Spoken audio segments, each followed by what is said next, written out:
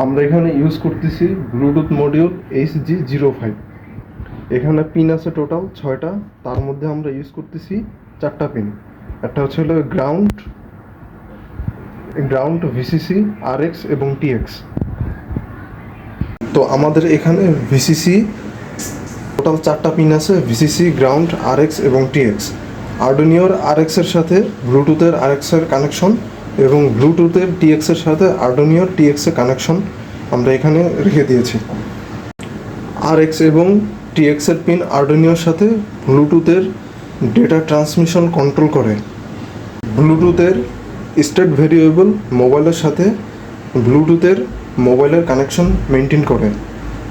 এখানে দুইটি state use করতেছি, যে স্টার্ট কমন থাকবে আর একটা হচ্ছে স্টপ কমন থাকবে।